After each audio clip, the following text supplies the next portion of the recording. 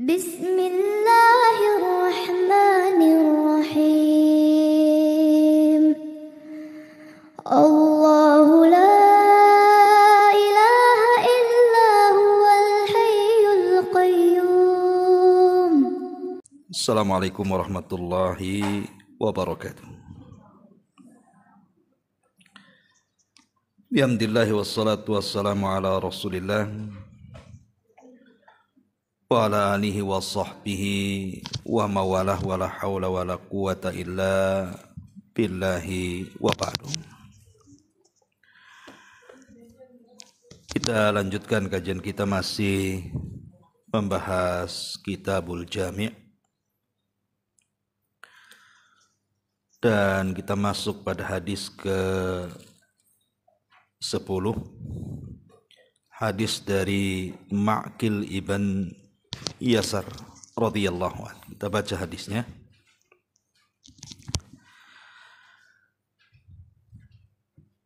An Ma'qil ibn Yasar radhiyallahu anhu qala,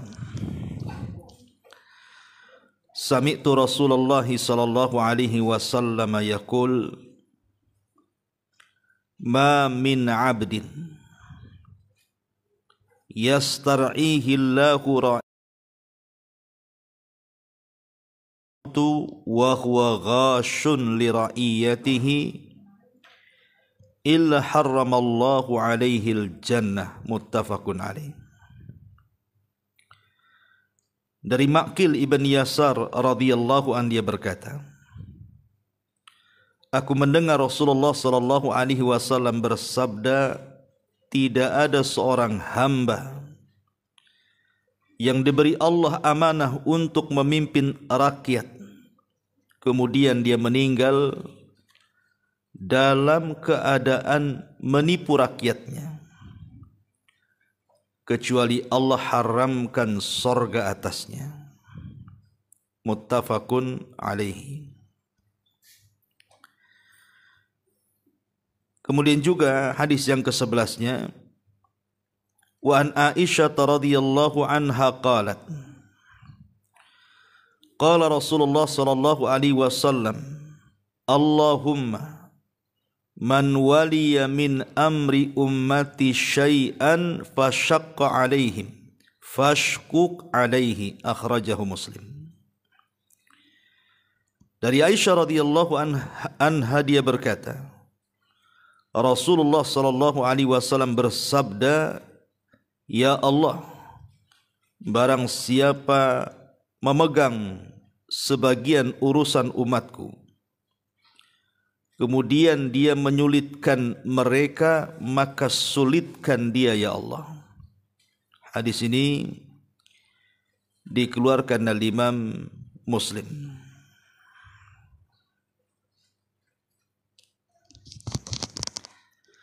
Ma'asyiral muslimat yang dimuliakan Allah Subhanahu wa taala, hadis ini bicara soal ancaman keras terhadap para penguasa yang curang, di mana ancamannya tidak main-main. Para penguasa atau para pemimpin yang curang, mereka para penipu rakyat yang dipimpinnya, maka Allah haramkan kepada mereka surga.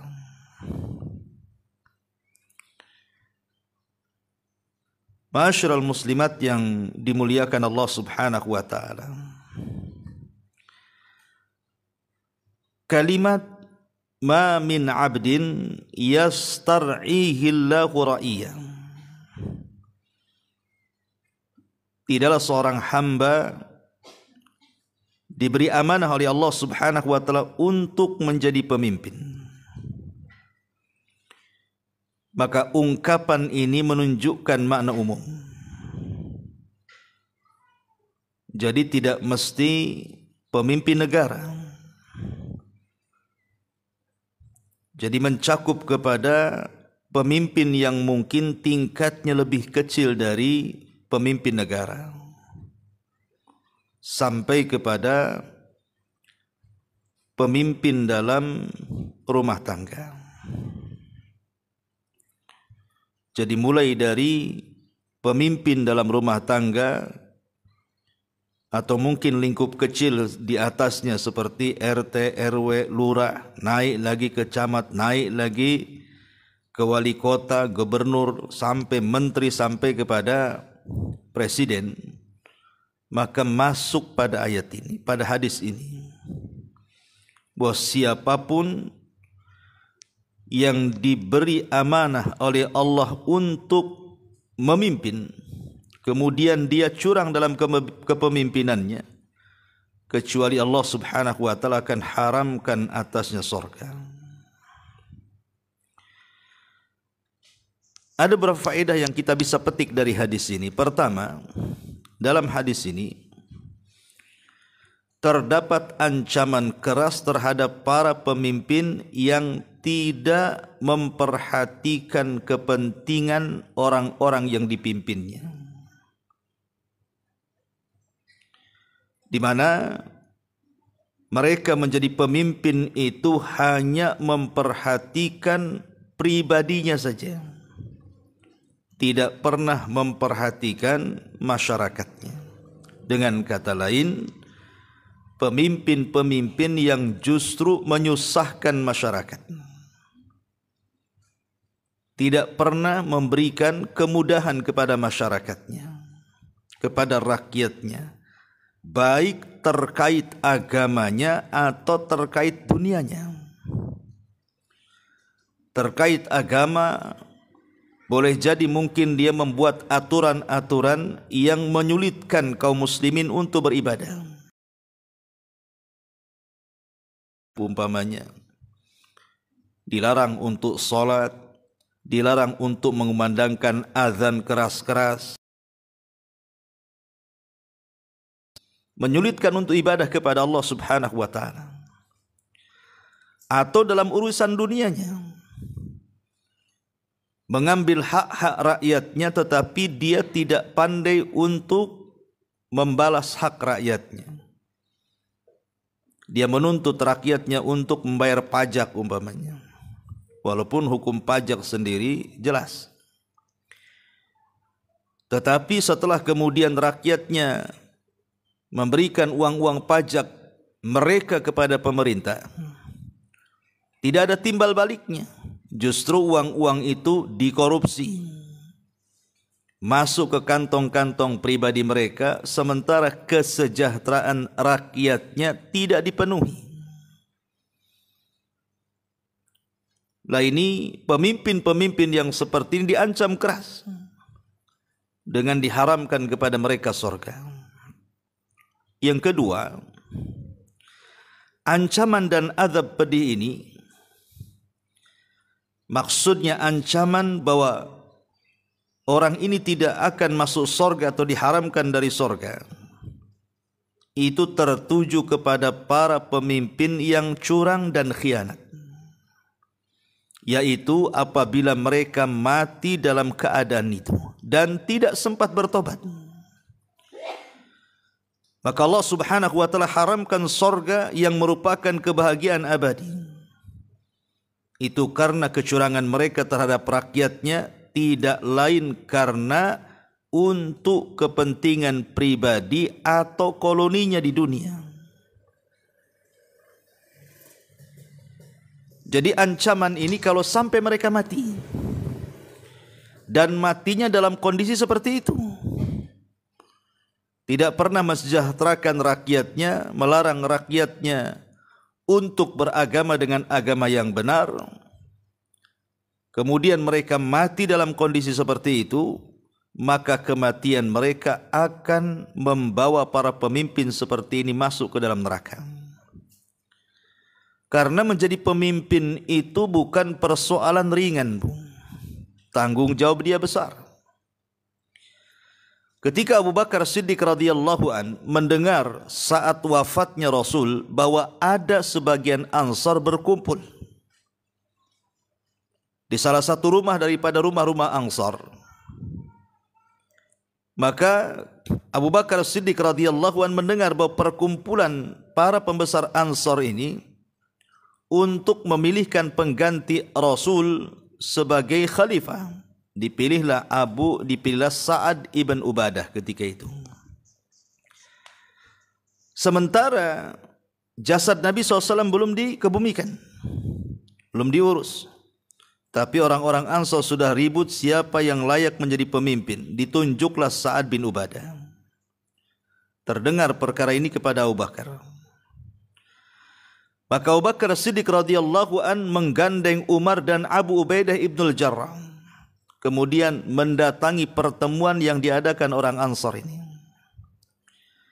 Maka Abu Bakar Siddiq radhiyallahu an menjelaskan kepada mereka bahwa kepemimpinan itu harus dari Quraisy, bukan dari Ansar. Bukan tidak ada alasan Abu Bakar mengatakan seperti itu, karena dia mendengar Nabi SAW bersabda, al-a'immatu min Quraisyin, bahwa tampuk kepemimpinan itu jatuh ke suku Quraisy. Artinya jatuh kepada orang-orang muhajirin, bukan Ansar. Ansar itu adalah para penolong, para menteri-menteri dan penasihatnya saja. Akhirnya kemudian mereka pun manut dengan Abu Bakar karena dia membawakan hadis Nabi. Sementara para sahabat itu sami'na wa ata'na. Mereka mendengar apa yang dikatakan Rasul dan melaksanakannya. Ketika kemudian mereka hendak memilih Abu Bakar Siddiq radhiyallahu an untuk menjadi pemimpin, Abu Bakar mundur. Dia tidak mau. Justru dia mempersilahkan orang yang di sampingnya Umar bin Khattab dan juga Abu Ubaidah ibnul Jarrah. Kata Abu Bakar, pilihlah dua orang ini. Maksudnya Umar dan Abu Ubaidah. Karena keduanya layak untuk menjadi pemimpin. Tetapi ketika Umar bin Khattab radhiyallahu anhu disebut namanya, dia pun mundur dan mengatakan, aku tidak layak menjadi pemimpin sementara ada Abu Bakar yang menjadi bawahanku. Baiatlah Abu Bakar. Akhirnya Umar langsung menggenggam tangan Abu Bakar, berbaiat, disusul dengan Abu Ubaidah dan disusul dengan para pembesar yang lainnya. Resmilah Abu Bakar dibaiat secara khusus. Baru kemudian setelah itu dibaiat secara umum di Masjid Nabawi, disaksikan semua para sahabat. Dari sini kita lihat bagaimana Abu Bakar menolak dan Umar pun menolak. Karena tahu menjadi pemimpin itu bukan sembarang. Kalau dia menjadi pemimpin yang adil, maka dia akan mendapatkan pahala orang-orang yang dipimpinnya sebanyak orang-orang yang dipimpinnya. Dia akan menanggung dosa. Isyarat dari surat Rasul ketika mengirim surat kepada seorang raja Romawi namanya Herakli.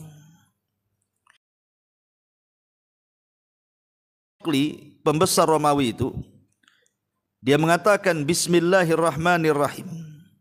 Surat ini datang dari Muhammad, hamba Allah dan utusan Allah, tertuju kepada Herakli pembesar Romawi. Aslim taslam, masuklah kau ke dalam Islam.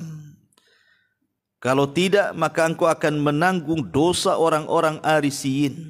Arisiyin itu artinya kaumnya Herakli. Dari sini ada isyarat bahwa di satu sisi pemimpin itu kalau adil, maka akan mendapatkan keistimewaan yang luar biasa di hadapan Allah. Karena akan mendapatkan kebaikan dan pahala sebanyak orang yang dipimpinnya. Wajar kalau seandainya Nabi mengatakan sab'atun yudhilluhumullahu fi dhillihi yauma la dhilla illa dhilluh. Ada 7 kelompok yang akan mendapatkan naungan di hari yang tidak ada naungan kecuali naungan Allah. Nomor urut pertama kata Rasul, al-imamul adil. Manusia yang akan mendapatkan naungan pertama, merekalah para pemimpin yang adil.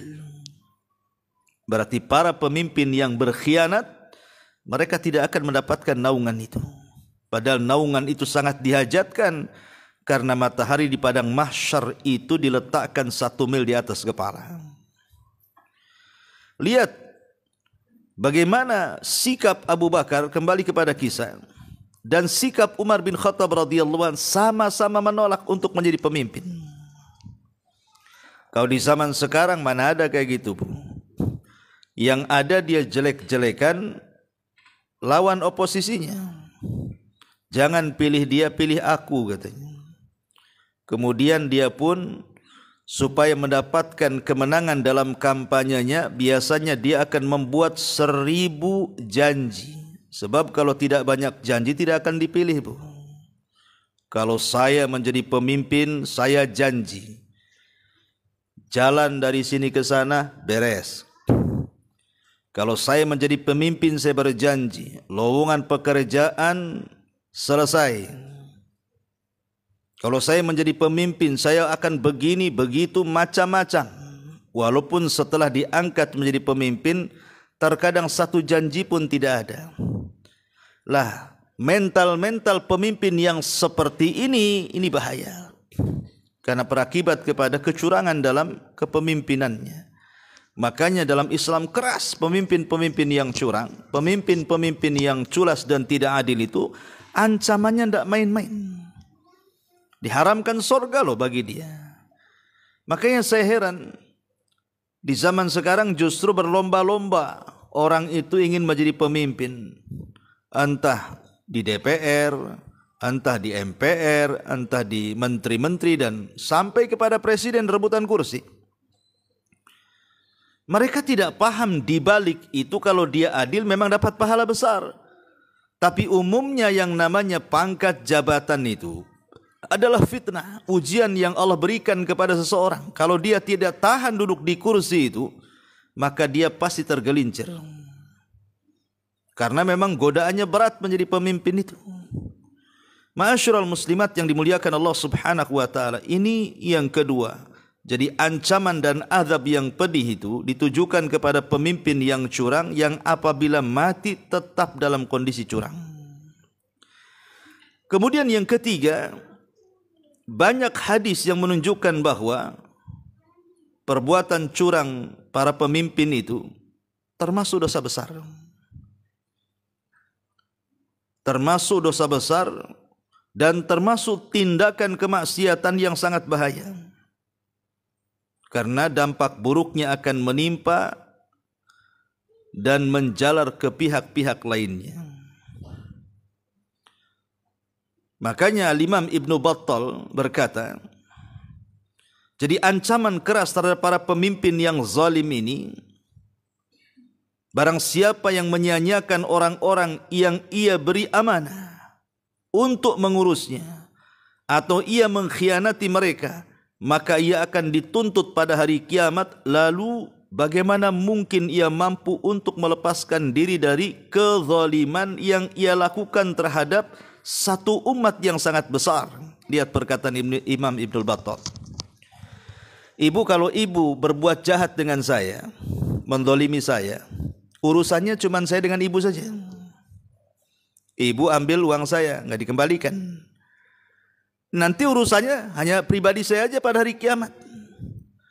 Tapi kalau seorang pemimpin mengambil uang rakyat, urusannya dia akan berhadapan dengan sebanyak rakyat yang dipimpinnya. Bayangkan Indonesia ini, berapa jiwa yang hidup di negeri kita ini? Bukan ratusan, ribuan, sudah jutaan. Kalau seandainya jutaan manusia ini datang menghadap Allah Subhanahu wa taala, kemudian menagih janjinya dengan mengatakan, engkau sudah zalimi kami di dunia, kau suruh kami bayar pajak, tiba-tiba uang itu tidak kembali untuk mensejahterakan kami, malah kau gunakan untuk jalan sana, jalan sini, berpoya-poya sana, berpoya-poya sini, tak jarang untuk kemaksiatan, untuk mabok, untuk judi, untuk zina dan begitu seterusnya. Apa enggak capek dia? Baru satu orang nuntut, ngasih pahala, datang lagi yang lainnya. Yang lainnya pergi, datang yang lainnya. Jutaan orang akan menghadang dia. Inilah yang disebut sebangkrut-bangkrutnya orang bangkrut, Bu. Sekalipun pemimpin yang seperti ini, mungkin dia ahli sholat, mungkin dia ahli sedekah, mungkin dia ahli zakat, mungkin dia ahli haji, atau ahli-ahli ibadah yang lainnya. Tapi kalau di waktu yang sama dia menzalimi rakyatnya, Dia mengambil hak mereka, tidak memberikan amanah kepada orang yang berikan amanah kepadanya. Dia akan berhadapan dengan manusia banyak tuh. Dipastikan dia akan bangkrut pada hari kiamat. Sebagaimana Rasul mengatakan, atadruna mal muflisu hadil ummah. Tahukah kalian siapa orang yang bangkrut di tengah-tengah umat ini? Sahabat mengatakan, ya orang yang bangkrut ya orang yang gulung tikar usahanya wahai Rasul. Orang yang bangkrut orang yang enggak punya uang. Kata Rasul, bukan itu hakikat bangkrut. Tapi hakikat bangkrut kata Rasul, seseorang datang menghadap Allah membawa segudang pahala salat, pahala zakat, pahala ini, pahala itu. Di sisi lain dia membawa dosa karena pernah mencaci maki fulan, menghina fulan, menumpahkan darah fulan, mengambil harta fulan, dan begitu seterusnya. Walaupun dia sudah sampai di kontor, tempat di mana mendekati pintu-pintu sorga, tapi karena kezalimannya terlalu banyak, bisa saja dia akan dihempaskan lagi ke neraka.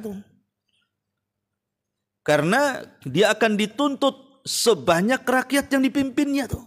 Bayangkan, apa enggak bangkrut dia? Ya.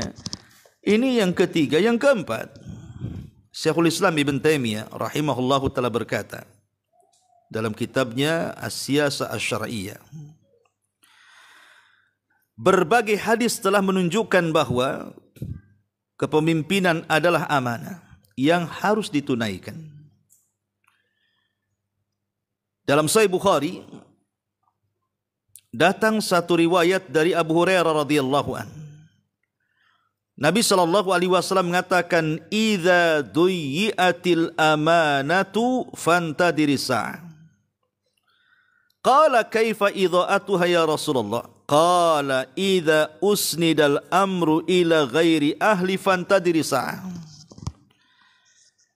Kata Nabi sallallahu alaihi wasallam, bila amanah telah disia-siakan, maka tunggulah saat kehancurannya. Atau itu adalah pertanda dekatnya dengan kiamat.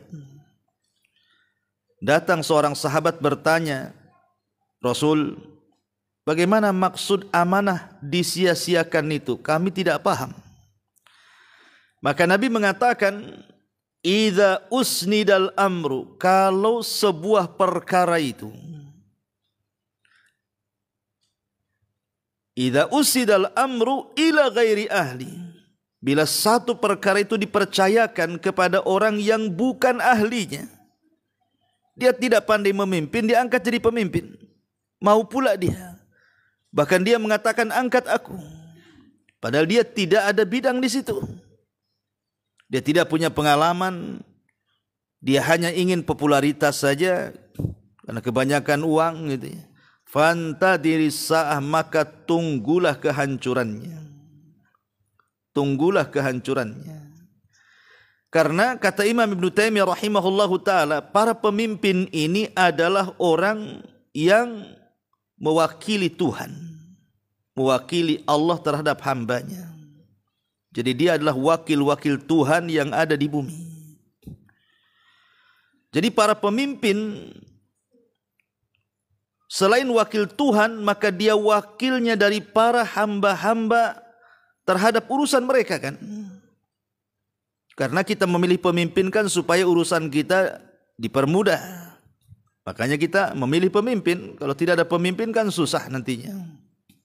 Jadi dua dia mewakili Allah terhadap hambanya untuk menerapkan hukum-hukumnya di permukaan bumi, dan dia pun mewakili manusia untuk mengurus keperluan mereka dan urusan mereka.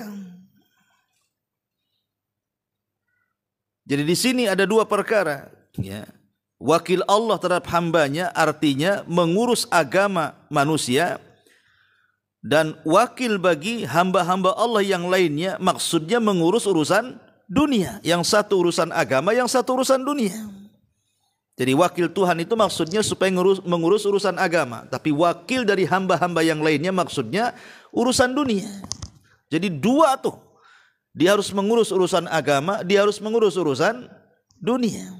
Dia harus membuat undang-undang yang sesuai dengan syariat. Undang-undang perceraian, undang-undang rujuk, undang-undang waris, undang-undang pernikahan, undang-undang jual beli dan begitu seterusnya. Ya.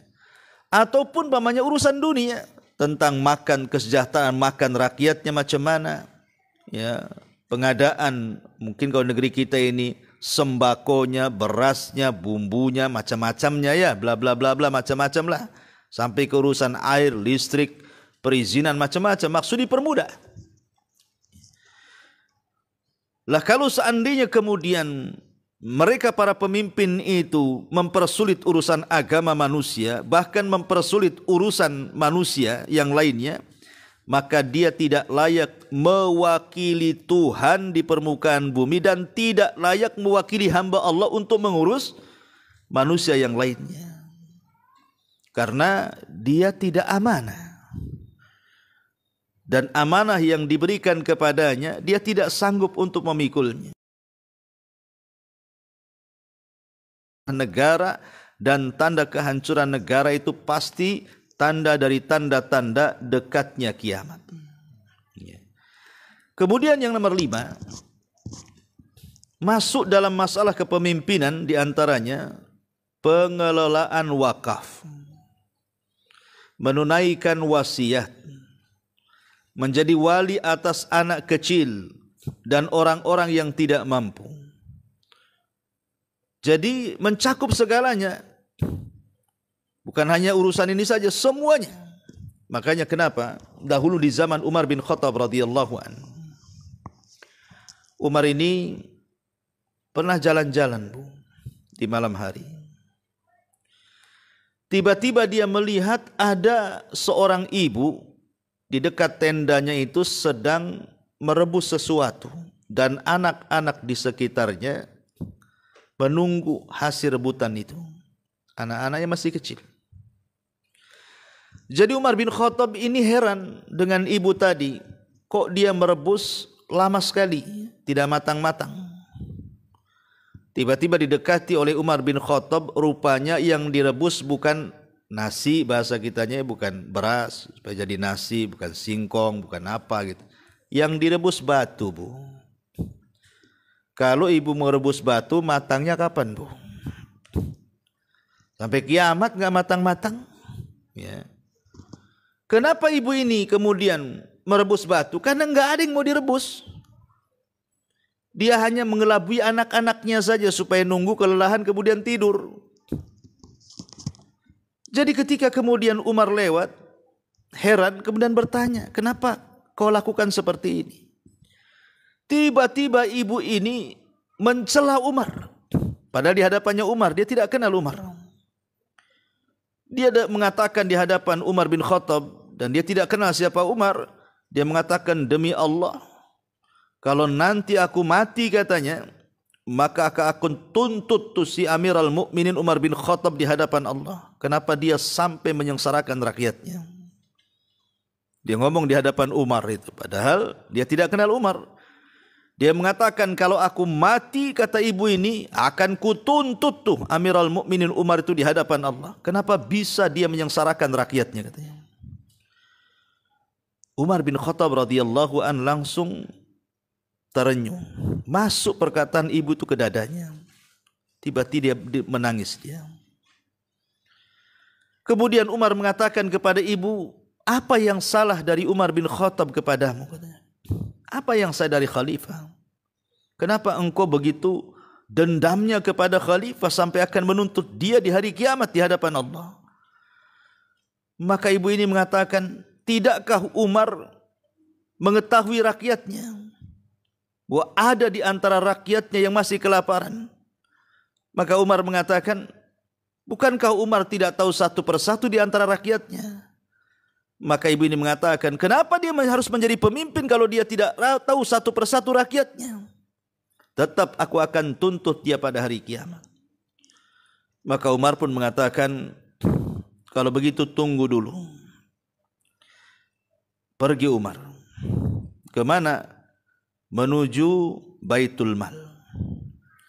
Setelah masuk ke Baitul Mal, diambillah beberapa karung gandum, dipikulnya sendiri. Ketika itu Aslam pembantunya mengatakan, ya Amirul Mukminin, biar aku yang mikul. Kata Umar, jangan. Ini tanggung jawabku. Kata Aslam, biar aku yang mikul. Kata Umar, apakah engkau akan memikul dosaku juga? Katanya, biarkan aku yang mikul. Lihat ketegasan Umar bin Khattab radhiyallahu anhu. Tidak ada pada pemimpin di zaman sekarang. Karena pemimpin di zaman sekarang dilayani. Kemana-mana ada bahasa kasarnya bodyguardnya ya. Pas pampres mungkin bahasa kitanya. Ya. Dijaga ke sana kemari. Kalau beli-beli yang bawa ajudannya. Ya, kalau naik mobil yang nyopir ajudannya, pokoknya dilayan. Pemimpin sekarang kan. Ya. Tetapi lihat Umar bin Khattab tidak mau dilayan. Ini tanggung jawab saya. Sampai dia mengatakan, kalau engkau memikul berarti engkau memikul dosaku juga, mau katanya. Akhirnya Aslam terdiam. Umar sendiri yang memikulnya. Kemudian mendekati ibu tadi.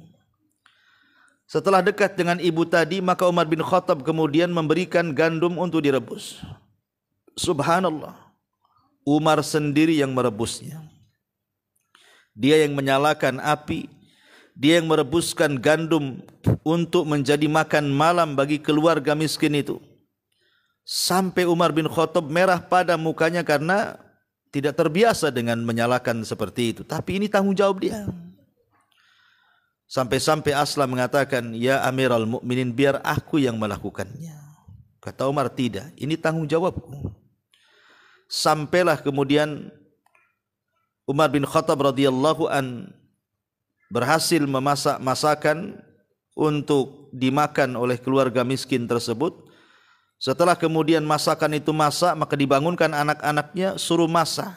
Baru setelah itu mereka pun bahagia, tertawa, akhirnya kemudian tidur. Barulah kemudian Umar mengatakan kepada Aslam, kenapa aku lakukan seperti ini?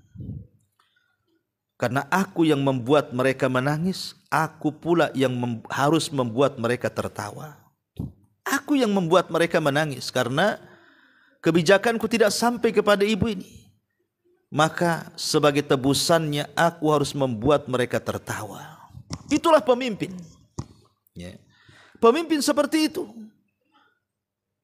Kalau seandainya rakyat itu susah, kewajiban pemimpin harus menyenangkan rakyatnya karena dia yang dipilih oleh rakyat. Ma'asyiral muslimat yang dimuliakan Allah Subhanahu wa taala. Tapi kalau tidak demikian, maka Rasul mengatakan kullukum ra'in wa kullukum mas'ul an ra'iyati. Masing-masing kalian adalah pemimpin. Dan masing-masing diri kalian akan dimintai pertanggungjawaban tentang apa yang dipimpinnya. Na'udzubillah. Kalau sampai seseorang menjadi pemimpin dan tidak memiliki tanggung jawab, maka akan ditanggung sendiri kelak pada hari kiamat apa yang sudah dipimpinnya. Ma'asyiral muslimat yang dimuliakan Allah Subhanahu wa taala. Ini pada hadis yang ke-10. Jadi hadis ini saya katakan umum. Ini kan saya contohkan pemimpin yang besar. Tetapi kan bukan hanya mencakup pemimpin yang besar saja, sampai kepada seorang suami bertanggung jawab akan istri dan anaknya, serta budak-budaknya kalau ada budaknya. Istri pun pemimpin bagi anak dan harta suaminya. Ibu pun akan dimintai tanggung jawab. Karena seorang ibu juga umul madrasah, Bu ya. Ibu itu kan madrasahnya anak-anak. Kesalahan di zaman sekarang, terkadang pendidikan anak itu diserahkan kepada orang lain. Ibu tidak tahu menahu. Lebih celakanya kalau seandainya orang yang diserahkan untuk mendidik anak itu mungkin melakukan kekerasan terhadap anak ibu dengan cara mungkin memarahinya saat mengajar atau memukulnya saat mengajar, kayak zaman-zaman dulu lah kan. Ibu mungkin pernah merasakan zaman-zaman dulu kalau ngaji di musola, ya kan. Kan gurunya garang-garang kan, Bu ya. Kadang-kadang ada yang direndam di kolam. Kalau di Jawa Barat dulu saya mengalami, Bu. Ya, masih kecil-kecil itu kalau salah saja ngajinya itu direndam di kolam dari maghrib sampai isya, Bu. Karena di Jawa Barat tuh masjid rata-rata ada kolamnya tuh. Atau kadang-kadang disabet tuh pakai gagang sapu. Atau kadang-kadang dibakar alisnya Bu sama korek tuh. Zaman dulu ya. Supaya tidak ngantuk. Kalau ngantuk, memang lah ya. Tapi kan zaman dulu itu enak Bu. Jadi kalau anaknya kapok, kemudian kabur kan Bu ya, ke rumahnya, ngelaporin apa yang dilakukan kiainya, itu diantar lagi Bu sama orang tuanya. Jadi kayaknya sudah ada kong kali kong orang tua dengan kiai itu. Jadi si anak itu ndak ada pembelaan kan gitu ya. Dia mau ngadu sama siapa kan gitu. Sehingga betul-betul gemblengan anak-anak dulu itu memang betul-betul keras dan jadi gitu ya. Karakter akhlaknya pun jadi. Kalau anak sekarang Bu, digituin di pesantren, lapor polisi ibunya. Ya. Ini sudah masuk HAM ini. Ini sudah KDRT ini. Ya.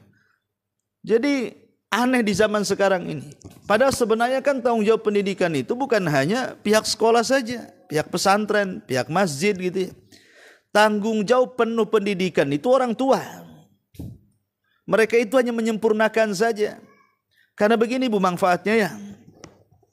Kalau anak ibu ini, ibu ajarkan hal-hal yang wajib-wajib dari ibadah umpamanya. Kita tahu bahwa salah satu ibadah yang wajib itu sholat. Ibu yang ngajarkan sholat anak-anak itu. Minimalnya Al-Fatihahnya lah ibu yang ngajarkan. Atau surat-surat pendeknya. Dan gerakan-gerakannya sehingga sebelum anak ibu dididik oleh orang lain, anak itu sedikit mungkin sudah tahulah cara sholat. Walaupun belum sempurna kan itu ya. Coba bayangkan Bu, kalau anak itu sudah balik, kemudian menjadi anak yang soleh, anak yang soleha. Dalam sehari dia sholat 5 waktu, ditambah dengan sholat-sholat sunnahnya, entah duhanya, entah rawatibnya, tahiyatul masjidnya, witirnya, tahajudnya, dan sholat-sholat mutlak lainnya. Coba dalam satu hari, ibu dapat pahala banyak Bu.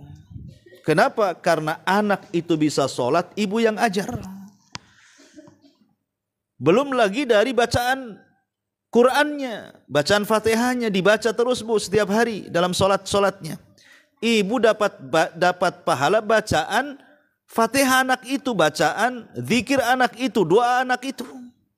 Berapa banyak coba ibu mendapatkan pahala dari orang yang ibu ajarkan. Karena Rasul yang mengatakan man dalla ala khairin kafaili. Siapapun yang menunjukkan manusia kepada kebaikan, maka dia akan mendapatkan pahala orang yang mengikuti kebaikan itu. Man dalla ala hudan kana lahu ajrun wa ajru man amila ba'dahu la yanqusu min ujurihim syai'a. Siapa yang menunjukkan kepada hidayah, maka dia dapat pahala dan pahala orang yang mengikutinya tanpa mengurangi pahala mereka sedikit pun. Itu namanya multi level pahala Bu. Jadi setiap hari ibu dapat kiriman pahala dari anak ibu yang ibu didik sholat. Itu baru bab sholat ibu. Belum lagi bab ngajinya, baca Qurannya. Belum lagi ibu ajari anak itu dari kecil supaya mudah bersedekah. Tiap hari ibu titipi 1.000 perak, 2.000 perak gitu kan. Mungkin suruh masukkan ke kotak amal, akhirnya terbiasa infak. Setelah besar dia ahli infak umpamanya kan. Berapa banyak tuh, karena ibu yang ngajarkan. Atau mungkin akhlak dia. Sebelum orang lain yang mengajarkan akhlak, ibu yang ajarkan akhlak. Nah, kalau masuk salam, kalau masuk kamar mandi baca doa, keluar kamar mandi baca doa, kalau mau makan baca doa, habis makan baca doa umpamanya kan. Ibu yang ajarkan semuanya tuh. Makin banyak lagi ibu dapat pahala transferan dari anak itu. Tapi kalau umpamanya ibu titipi anak itu kepada orang, ibu tidak mau tahu. Sementara orang lain yang memberitahu bagaimana cara sholat, orang lain yang memberitahu bagaimana cara ngaji dan begitu seterusnya, maka pahalanya disalurkan kepada mereka lah jadinya. Padahal itu anak ibu, aset ibu. Makanya wanita pun sangat bertanggung jawab terhadap anak-anaknya, karena ibu itu kan madrasah, ummul madrasah. Dan biasanya Bu, pendidikan anak itu kalau dipegang oleh seorang ibu rata-rata berhasil Bu. Kalau dia punya niat yang jujur dan kesungguhan dalam mendidik. Lihat para ulama Bu, itu rata-rata anak yatim. Yang didik orang tuanya, yang didik ibunya. Imam Syafi'i menjadi ulama besar itu tidak lepas dari pendidikan ibunya. Imam Ahmad menjadi besar itu tidak lepas dari pendidikan ibunya. Coba bayangkan, Abu Hanifah, Imam Malik, Imam Madhab, itu tidak lepas daripada pendidikan ibunya tuh. Mereka menjadi ulama-ulama besar, Sufyan Ats-Tsauri dan ulama-ulama yang lainnya. Ini menunjukkan bahwa kalau seorang ibu aktif berperan untuk mendidik anaknya itu rata-rata berhasil, Bu. Maka jadilah ibu yang baik, ya. Tapi jangan pula mengajarkan yang tidak baik, sesuatu yang tidak positif jangan diajarkan, Bu. Ya, terkadang anak itu setelah besar ahli gosip. Oh, rupanya ibunya tukang gosip. Ahli gibah, ibunya ratu gibah. Ya. Kan ahli mencela, ibunya memang lisannya lisan silet kan gitu. Jadi jangan sampai kemudian, karena begini Bu, kan ada istilah lah di negeri kita ini yang namanya buah mangga kalau jatuh kan nggak jauh-jauh dari pohonnya, Bu. Ya kalau dia cerewet wajarlah ibunya ember kan itu. Ya rata-rata kan begitu, Bu, walaupun tidak semua. Kadang-kadang pula buah mangga jatuh di pohon duren kan itu ya. Oh, rupanya ibunya cerewet, anaknya pula pendiam. Ibunya ahli gibah, anaknya pula pendakwah kan itu. Ya adalah yang seperti itu gitu. Nah, tapi yang jelas bahwa pengaruh seorang ibu kepada anak itu luar biasa karena memang dia pemimpin dalam keluarga. Ini yang pertama ya, bagi anak-anaknya. Yang kedua, pemimpin untuk amanah menjaga kekayaan suaminya. Akan ditanya, Bu, setiap rupiah yang suami titipkan kepada ibu itu kemana ibu belanjakan? Akan ditanya. Karena seorang ibu itu menjadi pemimpin bagi anak dan bagi. Apakah dia kemudian menyalurkan harta suami ini memang ke jalan yang benar gitu ya? Ataukah justru menghambur-hamburkan tanpa sepengetahuan suaminya? Maka semua akan ditanya di hadapan Allah Subhanahu wa ta'ala. Lah begitu juga suami ketika memimpin istri pun demikian. Dan begitu seterusnya. Tetapi dalam hadis ke-11 kita lihat bahwa kalau sampai seseorang itu menjadi pemimpin, walaupun hanya kelas rumah tangga suami atau istri gitu ya, kok mempersulit, bukannya mempermudah, maka kehidupannya akan dipersulit oleh Allah Subhanahu wa ta'ala. Seorang suami tidak mempermudah istri, maka akan dipersulit terus kehidupannya. Seorang istri justru mempersulit suaminya karena tidak amanah ketika diberikan harta, dihambur-hamburkan oleh dia. Kadang-kadang hanya untuk hidup hedonis saja kan begitu, untuk gaya-gayaan saja, meniru tetangganya ke salon, ikut ke salon, beli tas yang merek dari Amerika, padahal ada di Cina yang lebih murah umpamanya kan. Pokoknya suaminya tidak paham, asik minta uang saja. Lah dari sini ini semua, kalau ibu mempersulit suami, ibu akan sulit sendiri. Suami mempersulit istri, suami akan sulit sendiri. Karena doa Nabi di sini, Nabi yang mendoakan. Ibu mempersulit anak-anak gitu ya, tidak diarahkan kepada yang positif, ke agama gitu ya, ke akhlak dan begitu seterusnya, maka akan dipersulit. Nanti anak ini kalau sudah besar, jangan salahkan kalau dia mempersulit orang tuanya. Entah jadi anak durhaka, naudzubillah, entah jadi anak yang kurang ngajar kepada orang tuanya. Akhirnya setelah anak dewasa, baru tahu orang tuanya. Dipersulit oleh anaknya.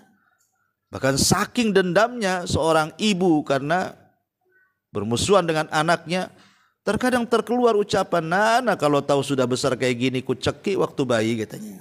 "Biar mati kamu," katanya. Jadi ada kemudian yang seorang ibu sampai melontarkan kata-kata itu kan, dipersulit oleh anaknya. Boleh jadi ketika anaknya masih kecil, ibu mempersulit dia, tidak mengarahkan ke agama, tidak mendidik akhlak dan begitu seterusnya. Jadi kama tadinu tudan. Apa yang kita usahakan, maka begitulah buah hasilnya. Tidak jauh-jauh dari usahanya. Kalau ibu menanam kebaikan, akan menuai kebaikan. Kalau ibu menanam keburukan, ya tuayannya juga pasti yang buruk. Nah, inilah dua hadis yang penting untuk kita renungkan. Wallahu a'lam bishawab. Saya kira cukup sampai di sini. Baik, kalau ada yang bertanya silahkan.